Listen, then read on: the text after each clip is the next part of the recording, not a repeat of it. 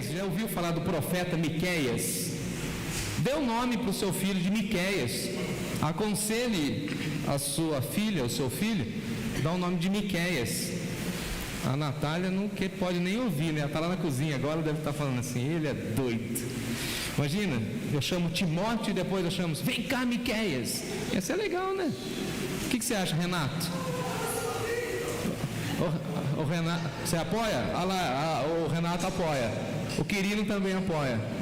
Então você encontrou aí o livro de Amós, você está aí no livro de Jonas, depois Miqueias, e eu estou no capítulo 6 do profeta Miqueias, e peço que você abra aí comigo.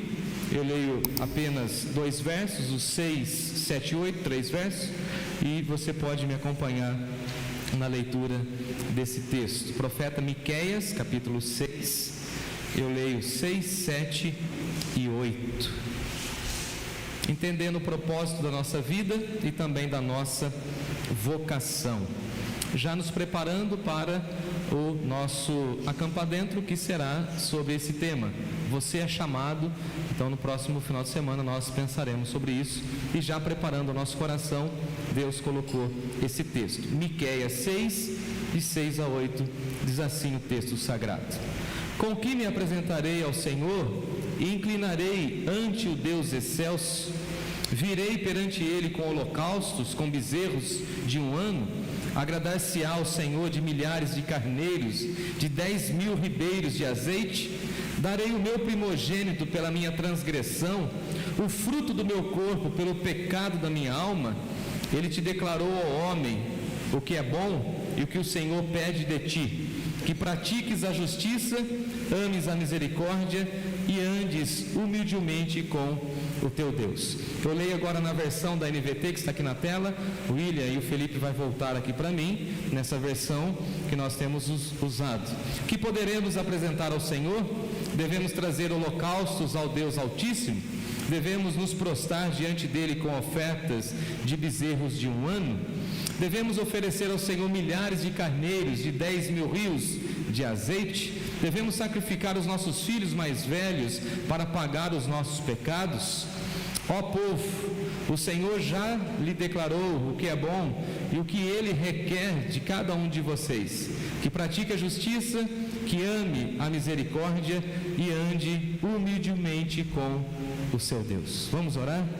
Senhor nosso Deus e nosso Pai bendito, nós te louvamos, nós te bendizemos, nós declaramos que somos dependentes do Senhor e nós nos alegramos na Tua presença.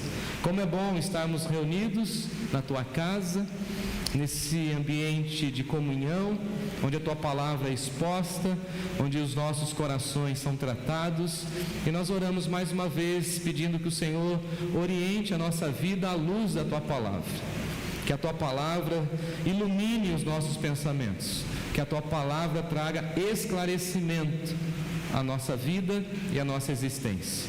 Nós te amamos, Senhor, e por isso pedimos que a voz do profeta Miqueias possa ecoar em nós por meio do Teu Espírito Santo.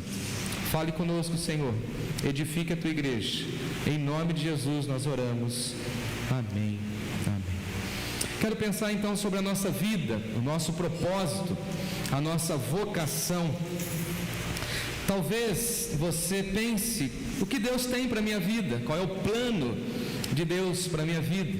E eu vejo muitas pessoas procurando entender o significado da vida, o propósito da vida, e muitas pessoas se perdem na caminhada porque não entendem a vocação de Deus para a sua vida.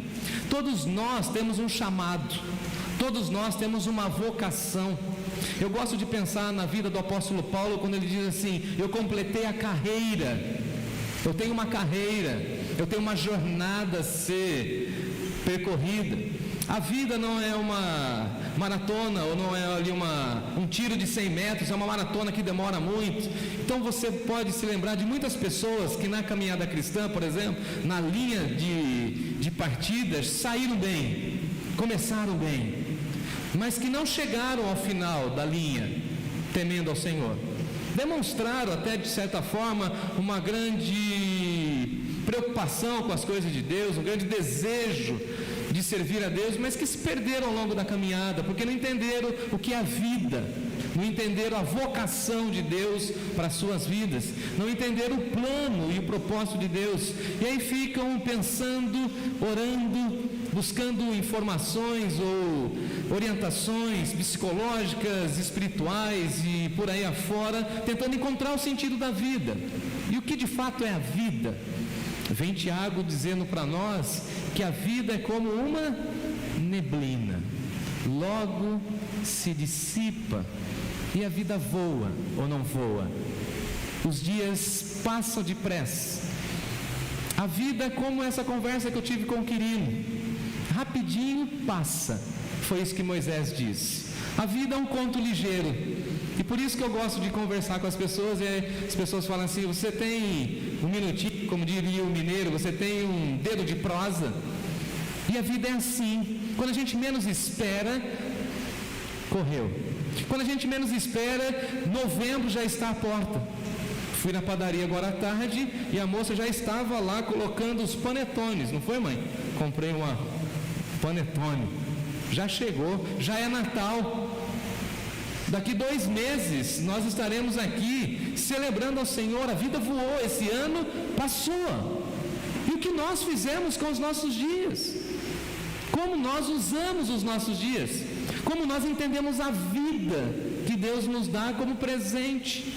Ensina-nos a contar os nossos dias. Não é coisa de presidiário, não, ou só de presidiário, ou só de criança que fica esperando o presente, como meu filho. Que dia que é meu aniversário? Ele já está contando o calendário para ver o dia do aniversário do Natal, para ver que presente ele vai ganhar, ensinando ele a contar os dias. Conta os dias.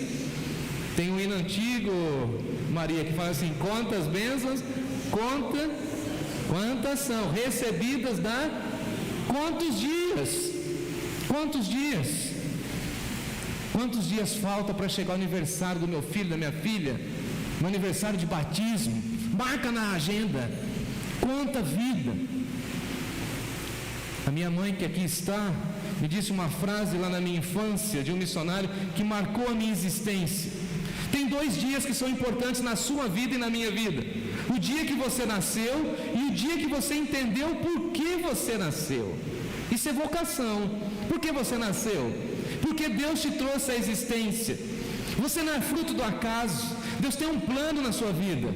Deus tem um propósito na sua existência. E no tempo dele, no mover dele, no poder do Espírito dele, ele vai te levar a cumprir tudo aquilo que ele já sonhou para a tua vida. É isso que Miqueias está colocando para nós, e é isso que nós precisamos entender. Não somente os pastores têm uma vocação, todos nós fomos vocacionados em Cristo Jesus, e vocacionados para sermos uma bênção de Deus, aonde Deus nos colocar. Nós já temos um caminho, nós já temos uma trilha.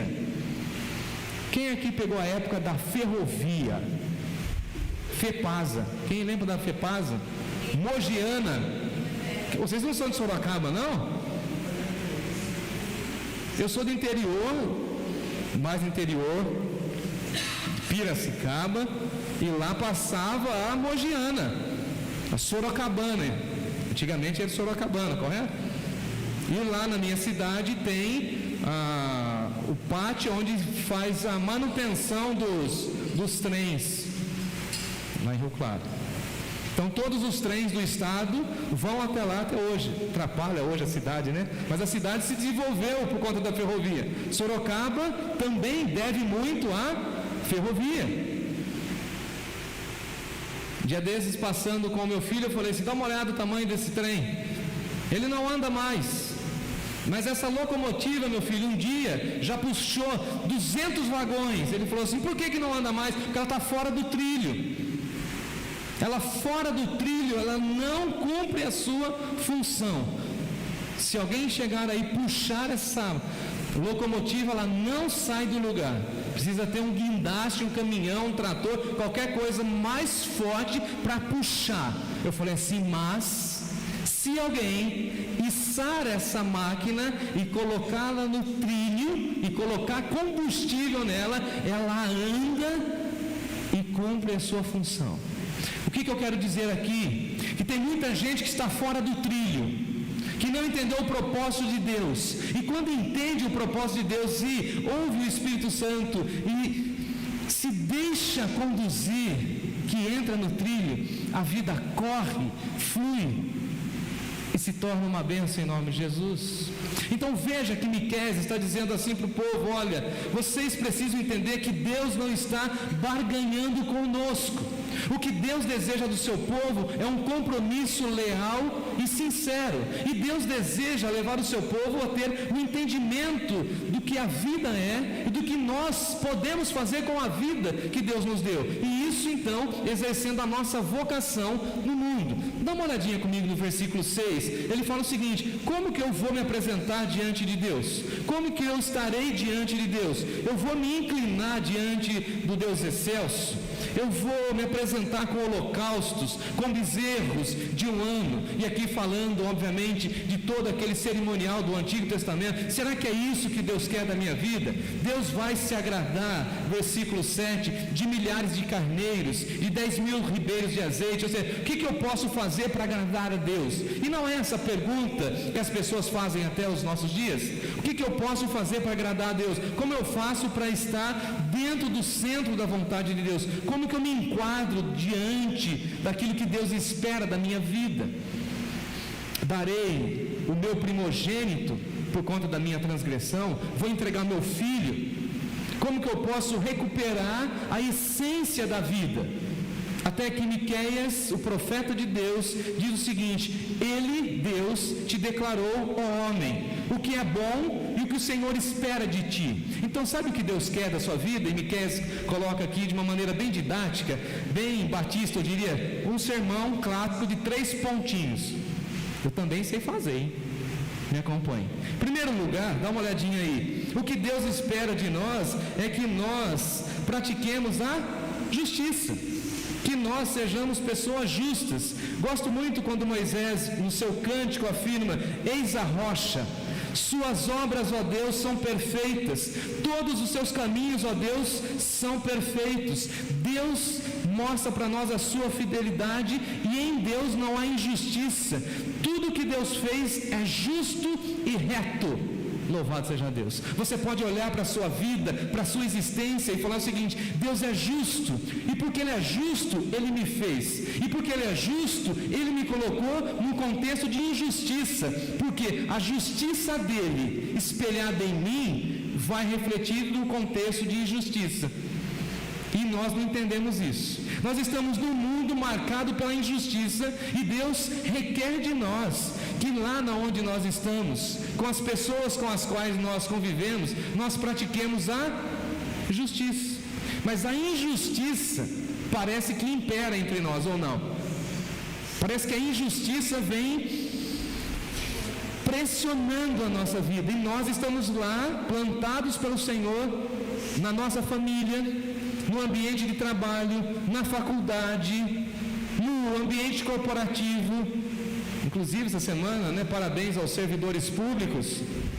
Aqui eu vejo vários aqui, parabéns. Deus plantou vocês lá também como um alicerce do que? De justiça. Mostrar aquilo que tem equidade, aquilo que não foi contaminado pela maldade. O que é justo? Aquilo que não foi contaminado pela maldade. É uma coisa correta, sincera. Agora, justiça também é um vocábulo que tem relação com a retidão. As pessoas têm que olhar para nós e falar o seguinte: aquela pessoa ali entendeu o que é vida porque ela é uma pessoa justa, ela é uma pessoa reta. A palavra dela não tem curva, a palavra dela é confiável, ela é uma pessoa reta. Se ela prometeu, você pode ter certeza que ela vai cumprir. É uma pessoa que tem integridade, que ela não passa a imagem de justiça somente quando as pessoas estão olhando. Ela é justa no interior da sua solidão. Fique às vezes imaginando, nós temos rastreadores no nosso celular. É engraçado que aonde a gente vai, parece que esse povo fica atrás da gente, e parece que eles estão ouvindo. Eu digo ainda, Eu acho que tem, eu não vou falar o nome aí, mas tem um sujeitinho em algum lugar vigiando a gente por esse negócio aqui. Tem. Tem ou não tem? Aí o meu filho falou assim: o senhor está me rastreando no meu tablet? Sim, eu sei todos os caminhos que tu passas. Estou te vigiando. Falei assim, estou de olho no... O que você pesquisar aí, porque ele é malandro, né? Pecador. Ele já quer fugir, porque ele não sabe escrever totalmente ainda, mas ele sabe colocar lá, Google, eu quero desenho do Titã, e fala lá. E joga na tela, joga no tablet dele, espelha na minha televisão. E falou, mas estou estudando, cara. Estou de olho, estou te vigiando. Estou vendo se aquilo que você está assistindo é justo, ou se foi contaminado pela maldade. E diante desse cenário, nós estamos sendo olhados ou sendo vigiados, e as pessoas estão olhando para nós para ver se há em nós princípios de justiça, se nós somos íntegros. E nós não precisamos de aplicativos para rastrear o nosso celular para saber se aquilo que nós acessamos é correto e justo e íntegro, porque Deus sabe todas as nossas intenções. E nós precisamos ter integridade quando as pessoas estão olhando para nós, mas quando nós estamos sozinhos diante de Deus. O que você pensa, o que você fala, e o que Miqueias está dizendo é o seguinte: o que Deus espera de mim e de você é que nós apliquemos o nosso coração na justiça, que todo o nosso caminhar, ou que toda a nossa vida seja marcada pela justiça, que não sejamos injustos. Por exemplo, a justiça não é somente para alguns, não é assim? Qual que é o problema de acepção de pessoas? Se é meu amigo íntimo, no nosso país é assim, convenhamos. A justiça é aplicada de forma exata para todos. Quem tem dinheiro, desculpa advogado, quem tem dinheiro compra os melhores advogados, compra a melhor defesa, a verdade é essa. Agora, justiça é para todos igual. Agora, nós como cristãos, no atendimento ao público, por exemplo, vocês aí servidores públicos, não, deu horário, isso é regra, isso é justiça. Pegou a senha, não pegou a senha. Chegou fora do horário no cafezinho, ficou sem cafezinho. Se o dono da empresa chega, a faxineira vai lá fazer cafezinho, não vai? O gerente, tá justo, legal. E o camarada que perdeu o ônibus ou que chegou todo molhado do ônibus, a faxineira faz cafezinho para ele? Agora a pergunta, é justo? Ou só porque ele tem um cargo superior? Então nós precisamos mostrar que todo ser humano tem o mesmo valor diante de Deus. Isso é praticar a justiça. Isso é ser igual para todos. E a justiça serve para todos. E na nossa sociedade contemporânea, nós gostamos muito de falar do amor. Só que o amor, segundo a Bíblia, mostra outra face da moeda, que é a justiça. Deus é amor, mas vai aplicar a sua justiça, e a justiça só faz sentido por conta do amor. Então, quando nós amamos o mundo, precisamos também falar da justiça, praticar a justiça e ser um referencial de justiça aonde nós estivermos.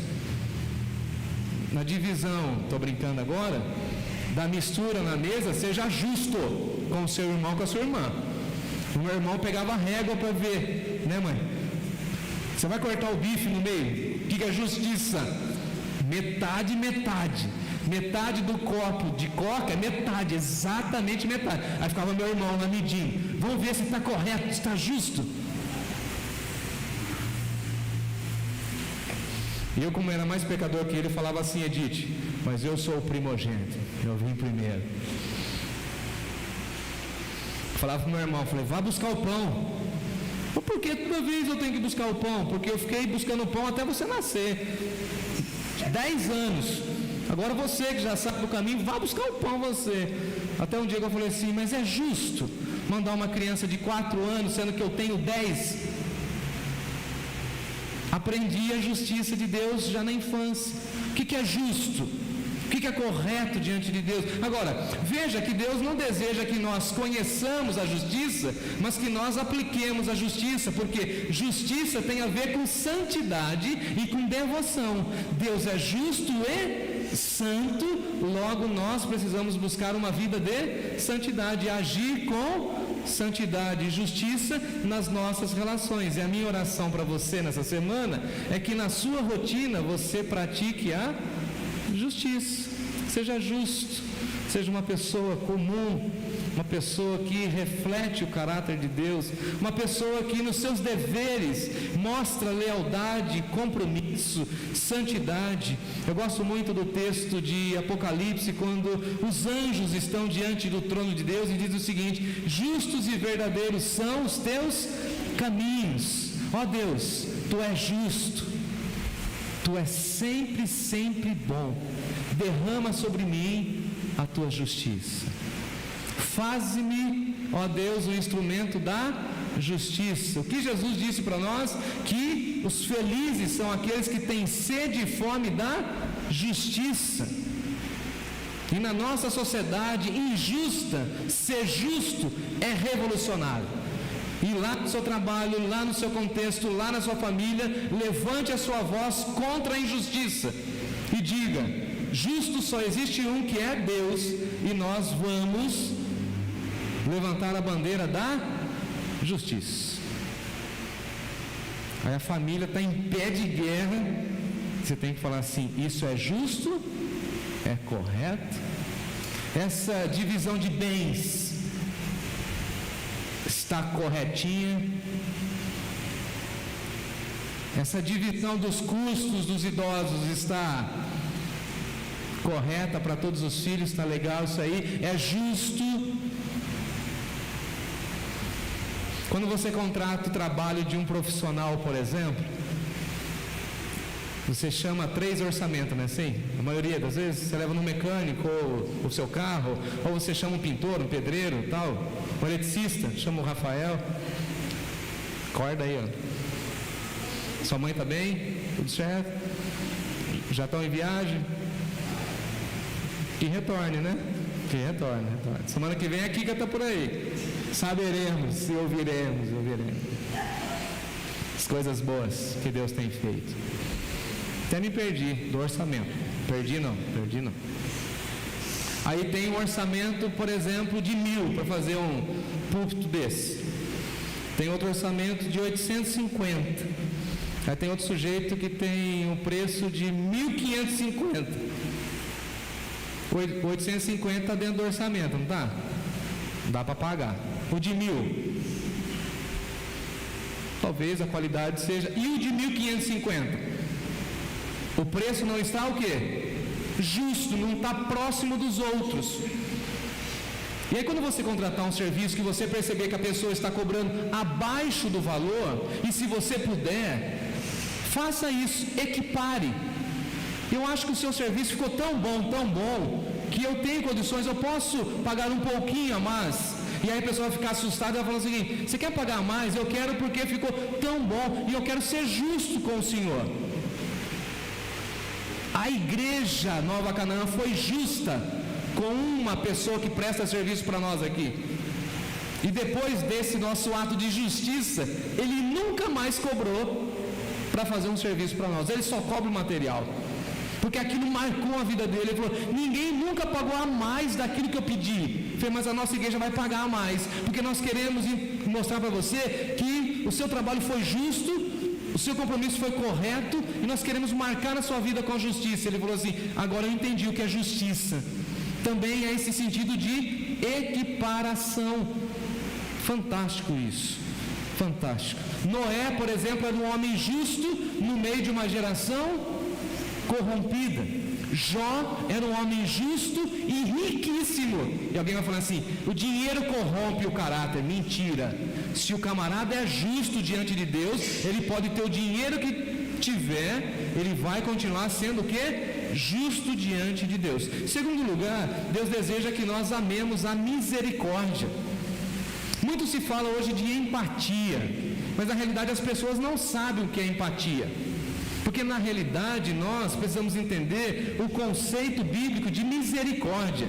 E misericórdia, aqui a expressão hebraica é hesed, e aparece mais de 250 vezes na Bíblia, para mostrar para nós que o nosso Deus é misericordioso e o seu povo deveria ser conhecido como o povo da misericórdia. Eu pergunto, o que é misericórdia? Me ajudem. São duas expressões, aulinha de português agora. A gente precisa juntar duas expressões.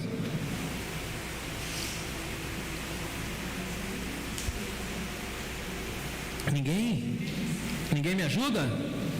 Vamos lá rapidinho comigo, olha aqui na minha mão. Misericórdia. Misericórdia vem de miséria. Primeira palavra, correto? Depois de miséria vem o que? Tem que falar meio caipira. Córdia, vai. Misericórdia. Boa. É o bigode que dá essa ênfase, hein? Córdia. Misericórdia. Córdia vem de cardia. É a miséria que passa pelo coração. O que é misericórdia se não se colocar no lugar do outro? Um exemplo: quem aqui já teve a casa inundada pela água e houve muita destruição? Alguém? Agora vamos nos colocar no lugar das pessoas que perderam tudo no Rio Grande do Sul, Santa Catarina e Paraná. Eu não sei você, mas para mim, foto, e na minha época, minha mãe até que tirava bastante foto, mas fotos antigas são raras, né? Que pena. Quem aqui da época do binoclinho? A Flávia mas está com vergonha de falar. Você já viu o binoclinho? Não viu? Vou trazer para você um binoclinho. Você lembra, Lucas? Você não é dessa época? Você lembra, Vanessa? A gente colocava assim, né, querido? Na luz assim para entender. Da Kodak, tá? Kodak, que tinha aquela máquina assim, ó. Ficava flec, flec, flec. 36 pose, ô Carlinho, lembra? Com medo de, será que soltou? Será que queimou? Será que vai revelar? Tinha que esperar 7 dias para ter a foto. Aí vem a enxurrada e leva todas as fotos, todos os seus documentos, toda a sua história, leva tudo embora. Aí você olha a notícia e fala assim: ah, que pena. Não, o cristão tem que falar assim: e se fosse comigo? A gente tem que olhar para a Cristolândia em São Paulo e falar o seguinte: e se fosse o meu filho? Se fosse o meu sobrinho aprisionado nas drogas? Isso é misericórdia. Falei pela manhã: e se eu fosse uma criança do Lar Batista, como eu queria ser tratado? Se eu fosse. Você sabia que os batistas têm um trabalho que chama o Lar dos Vovós, que cuida na cidade de Guarulhos de idosos que as famílias abandonaram? E os batistas recolhem. Eu fico imaginando, se eu ficar velhinho e alguém me abandonar, a minha denominação batista vai me acolher e eu preciso me colocar no lugar deles. Isso é misericórdia, é se colocar no lugar de quem está sofrendo. Ame a misericórdia, seja uma pessoa bondosa. Quando as pessoas olharem para você, o que elas vão falar de você? Eis ali uma pessoa bondosa, eis ali uma pessoa sensível. Eu não moro lá na faixa de Gaza, mas eu fico imaginando as mulheres sendo violentadas, as crianças sendo mortas e degoladas. O que Deus espera de nós, irmãos e irmãs, se não a gente olhar para o mundo como Jesus olhou.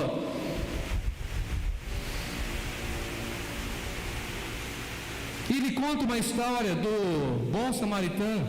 Tinha um camarada que foi espancado, estava semi-morto. E o camarada passa por lá, pega o seu dinheiro, coloca o camarada no cavalo, né, assim? Leva lá no hotel da cidade, paga a diária. Passa todo mundo, passa o levita, passa o pastor, passa o sacerdote, o ministro, passa todo mundo. Ninguém dá atenção, mas aquele samaritano dá atenção e Jesus pergunta: quem é o próximo? Porque aquele camarada usou de misericórdia. Olhe para as crianças com compaixão e graça. Você não sabe o que é ser criança hoje. Você não sabe o que é ser adolescente hoje. Na nossa geração, e na geração um pouco mais anterior, sair da faculdade com um diploma era garantia de emprego. Hoje, não mais. Quantas e quantas pessoas estão com diploma, são bem capacitadas e não conseguem acesso ao mercado de trabalho, e nós precisamos olhar para elas e falar o seguinte: nós amamos vocês e vamos orar por vocês. É ter compaixão, é se colocar no local, é se imaginar, por exemplo, tendo que alimentar os filhos e não ter leite para as crianças. Quem tem filho sabe, se tem se tem um bicho que come, é criança, pré-junior, junior e adolescente, ou não? Eu estou meio nessa fase aí. O cara sai da escola. Não, bom, ele chega, não, ele sai de casa. Tem um sujeito lá em casa assim, ele sai de casa e toma café. 7 horas eu coloco ele na escola, ele chega lá e toma um lanche. 11 e pouquinho tem outro lanche. Meio-dia e pouco ele almoça. E antes dele sair às 3h30 para casa, ele tem o terceiro lanche. Aí eu falo assim: é só passar, Felipe, pega aí ele levar para casa. Aí no carro ele já fala assim: o que tem de comida em casa? O que o senhor fez de almoço? Come de novo. 5 e pouco ele come de novo. 7h30 antes de tomar o banho ele come de novo e quer tomar uns suquinho ou um leitinho antes de dormir. E pela graça e misericórdia de Deus eu posso oferecer. Mas nessa semana, por exemplo, eu fui assistir uma família e a mãe olha para mim e fala assim: pastor, é doloroso ver a criança pedindo 1 litro de leite, um copo de leite, e você não ter o que dar. Aí eu virei para ela e falei assim: minha irmã, eu não sei, mas eu vou falar algo que Deus tem me movido. Eu imagino. O que é compaixão e misericórdia, senão você se imaginar na vida daquela pessoa? O que Deus espera de nós? Qual que é o sentido da vida que não a nossa expressão de bondade? O fruto do Espírito Santo no nosso coração é amor, paz, benignidade, domínio próprio e bondade ou misericórdia. Marque a vida das pessoas com ações de misericórdia, com bondade, generosidade. Doe mais, abençoe mais, reclame menos. Abra o seu guarda-roupa e fale assim: obrigado, Senhor. Tem muita gente que não tem o mínimo. Obrigado, Senhor, porque agora no final do ano eu não precisarei comprar gravatas. A misericórdia do Senhor chegou sobre a minha vida. Louvado seja Deus. Terceiro e último lugar, Deus deseja que nós andemos com Ele. Não quer parar aqui, para aí. Deus deseja que nós andemos com Ele. Dá uma olhadinha no finalzinho do versículo: que pratiquemos a justiça, amemos a misericórdia e andemos humildemente com o nosso Deus. O primeiro personagem bíblico que andou com Deus foi Enoque. Lembra de Enoque? E diz a Bíblia que ele andava com Deus. Depois a Bíblia vai dizer para nós que Noé também andava com Deus.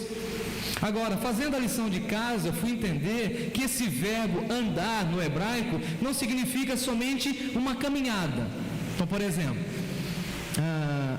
eu falo assim: fulano de tal andou comigo. Andou. Um dia, 2 dias, 3 dias, 1 ano. Alguns amigos que andaram comigo bem de perto. Agora, essa expressão no hebraico, andar, significa o seguinte: andou, anda e continuará andando, dando processo de continuidade. Então, quando a Bíblia fala assim, Enoque, Noé andava com Deus, significa que eles tinham prazer em conversar com Deus e queriam andar mais e mais com o Senhor. Você está entendendo? Que não era um processo estanque, mas era um processo de continuidade. Ele e seus irmãos andavam com Deus. Veja que interessante, porque no processo da criação, Adão conversava com Deus todo dia na viração do dia e tinha prazer em conversar com Deus. Não sei você, mas às vezes eu fico imaginando como seria conversar com Deus na viração do dia. Deus chegando no final do dia, falando assim: e aí, Adão, como que foi aí cuidar do Éden? Ô Senhor, nesse dia, não é isso que a gente faz quando a gente fecha a porta do nosso quarto e fala assim: Senhor, meu dia foi assim, minha rotina foi agitada, isso saiu fora dos planos. É isso que ele está falando. Qual que é o segredo da vida, senão a gente andar com Deus e pedir que o Espírito Santo sonde o nosso coração? Jesus disse para nós: eu estou com você, segurando na sua mão, e não te abandono, e eu te acompanho todos os dias. Então, qual que é o segredo da vida, irmãos e irmãs, se não andar com Deus? Andar com Deus, falar com Deus, ouvir a voz de Deus, ser tratado e cuidado por Deus. E amanhã, quando a gente acordar, de novo, de novo, de novo e de novo, para sempre, para sempre. Amém. Andar com Deus. Não quero soltar da tua mão, Senhor.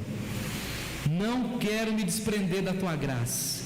Quero continuar andando, quero continuar servindo, quero continuar ouvindo a tua voz. Porque a ideia de andar é a ideia da influência. Os antigos já diriam isso para nós: dize-me com quem tu andas, e eu te direi quem tu és, o que tu pensas, para onde tu vais e quais os conceitos que tu tens. Agora, se você anda com Deus, os propósitos de Deus são transmitidos para mim e para você. A gente vai caminhando com o Senhor, e Ele vai cuidando do nosso coração. Às vezes, quando eu consigo caminhar com Natália, ela fala assim: vai mais devagar, segura na minha mão, vai mais devagar. Mas eu tenho as pernas curtas, eu preciso recuperar aqui o tempo perdido. Ela fala assim: não, está muito rápido o ritmo. Ou, você está meio devagar hoje, hein? Vamos. Você puxa, Luciano, assim: vamos. Aí você está segurando na mão de Deus, e Deus está falando assim: está meio devagar, hein? Vamos. E quando você está muito acelerado, muito agitado, muito ansioso, pensando em tudo e tudo, todas as coisas, 5.000 pensamentos, e Deus fala assim: vamos devagar, vamos aquietar. Aí Deus fala assim para você: respira fundo. O mundo não vai acabar no fim de 2023. O mundo só vai acabar quando eu quiser, e eu vou cuidar de você, e a gente vai passar por tudo isso. E o grande prazer da minha vida foi criar você, para você andar comigo, e andando comigo você vai marcar as outras vidas com justiça e misericórdia.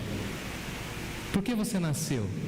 Para você andar com Deus, para você desfrutar do relacionamento com Deus, para você praticar a justiça de Deus, e para que você marque esse mundo com ações de bondade. Quando alguém olhar e contar a sua história, falando assim: essa pessoa tinha um coração que não cabia no peito. Essa pessoa não pensava só nela, ela pensava em todo mundo. E essa pessoa tinha um prazer. O prazer dela era andar com Deus. Eu fico imaginando, e encerro meu sermão, alguém contando a minha história, a sua história. Eis a história de Noé. Sou apaixonado pela história de Noé. E o autor bíblico diz assim: eis a história de Noé. Noé era um homem justo, íntegro, e andava com Deus. Só isso. Qual que é o currículo de Noé? Andava com Deus. O que você almeja? Eu espero, em nome de Jesus, que o Espírito Santo te mova a andar com Deus. E a energia acabou.